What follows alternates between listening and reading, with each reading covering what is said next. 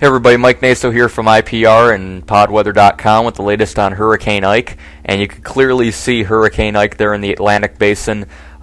The strongest hurricane we've had so far this hurricane season. It peaked out a few days ago at 935 millibars. The pressure is almost back to that, down to 947. It continues to strengthen as a Category 4 hurricane. Hurricane warnings up for the Turks, CAICOS, southeastern Bahamas, as well as Cuba, where it is headed.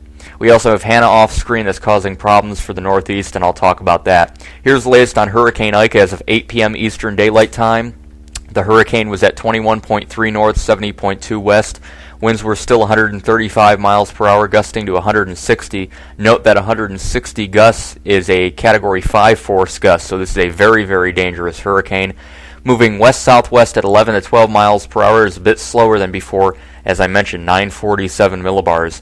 The forecast has Ike continuing in a general motion west-southwest, crossing the Turks, Caicos Islands, and then coming into Cuba as a Category 4 hurricane, the northeast coast of Cuba, and then turning west and west-northwest, but not before weakening all the way down to a Category 1 hurricane. But by the time Tuesday afternoon rolls around, it comes back out, and by Wednesday it's a Category 2 again, and then by Thursday afternoon, a major hurricane sitting in the middle of the Gulf of Mexico. Now note the cone of uncertainty. It could easily be further south in this clip, Haiti, head between Jamaica and Cuba, and then up towards western Cuba and the Yucatan Peninsula. It could also start turning a bit sooner and head across the Bahamas and then more towards the Florida Keys, South Florida, the Panhandle. Right now it looks like somewhere in the middle of that, which means right up along the north coast of Cuba, making landfall and missing the Keys. But again, if the wind field expands, we will have a very powerful hurricane force wind in the Keys. There you can see that wind field as of 5 p.m.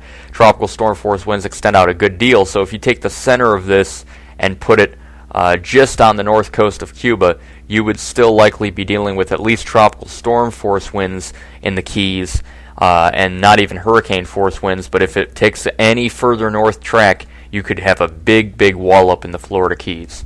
There's the infrared satellite from the far view, and you can clearly see, look at the way that eye just reappears. The shear let up on the system, and now it has a very well-defined eye. And we look at the visible satellite loop. As the sun went down, you can clearly see it was strengthening, and then right there at the end, a very large and well-defined eye, much better defined than it was earlier, which means that it is probably not done strengthening, and it could probably peak out around 140, 145, 150 miles per hour before making that landfall in Cuba. Here's another look as the sun went down at how it started to spin up there. Very, very favorable intensification. Again, Cuba is going to have to deal with at least a Category 4, even a chance that it could make Category 5. Right now, about 140 to 150 looks most likely, and that's devastating. The current motion would take it between Cuba and Haiti, but again, it is expected to eventually bend more west, which should take it into Cuba and then across Cuba and back out. And the key is, where does it come back out? Does it come close to Cuba and then just scrape along the coastline and head more towards the Keys, as some of the BAM models want to show? Or does it take a track like the UK met over Cuba and then into the Caribbean and then back out into the Gulf all the way towards Texas, Mexico? That's the key here. And there could be some weak steering currents by 4 or 5 days, which means that you can see the slowdown from the Hurricane Center Tuesday, Wednesday, barely any movement, which means that Hurricane Ike could be a large and dangerous major hurricane, not moving a whole lot in the Gulf of Mexico. Now here it is as of 8 p.m., and you can see there's Cockburn Town in the Bahamas, and we do have, this is the areas of Agua, Great Anagua, and Mayaguana, I believe that's up here. The Bahamas, the Turks, Caicos, and the extreme southeast Bahamas, if that motion continued, Cockburn Town might be spared. However, if it does start to bend back westerly, an area like Anagua would be very, very heavily damaged. And keep in mind, with the new, bigger eye, you'll have those Cat 4 winds within that donut, and you'll have that flow coming around. So areas of the Turks, Caicos, and the southeastern Bahamas are really going to have to watch this very carefully the next 12 hours, as it's really going to impact you. You can see sea surface temperatures are very warm as long as it stays over water. If it goes to the south of Cuba, north of Cuba, it's going to have the chance to be a Cat 4 or 5 hurricane. If it goes over Cuba, it's going to weaken. Again, upper level winds very favorable. Note how low wind shear is in the central and western Gulf, very low. Conditions look favorable for intensification there as well, so that's why it quickly comes back to a major hurricane.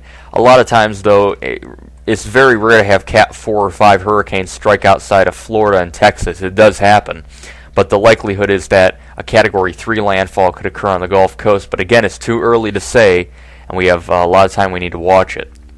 We're still dealing with Hannah as of 8 p.m. It was at 39.5, 74.6, 55 mile per hour winds. That's increased a bit. You have to keep in mind as these systems become more frontal and more extratropical, they start to lose the tropical characteristics they had, and they start to kind of pull off. Winds separate from the center, and is soaring northeast at 27 miles per hour, 992.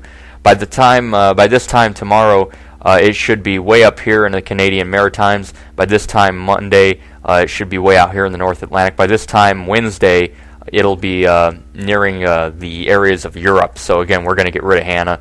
We still have those watches and warnings out. Did have some tornado warnings for areas there in New England. You got to watch that.